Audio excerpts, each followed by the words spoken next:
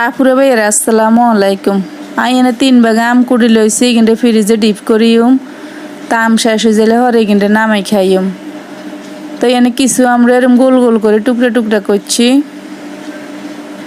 আটি হালাই দিছি, আটে কিন্তু সব রাখতে যাইয়েন না আবার। তো এই যে এইগুলা কাটছে আর এক রকম লম্বা লম্বা, আর কিন্তু হয়েছে আমের সিবি, একদম ফাঁকা আম সিবি এরম রাখছি। তো এইগুলোর মধ্যে একটা জিনিস দিলে অনেকদিন ভালো থাকবো। তো পুরা ভিডিও চাইলে শিখতে নাইবেন।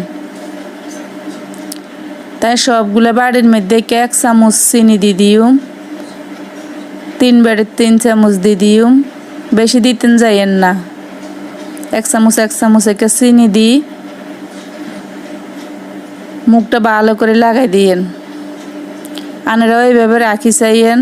আমের সিজন থাকতে থাকতে আম শেষ হয়ে গেলে হরে বাইর করে খাইবেন, সেই স্বাদ লাগবো। তো এইগুলোর মুখগুলো বন্ধ করে দিউম। তারপরে কষ্টিপ দিয়ে ভালো করে যেন বাতাস না লাগে, বাইরের বাতাস যেন না ঢুকতারে, একবারে ভালো করে মুখটা বন্ধ করে দিতে হইব। তো মুখ বন্ধ করা শেষ, এবার ডিপ ফ্রিজে রেখে দিউম।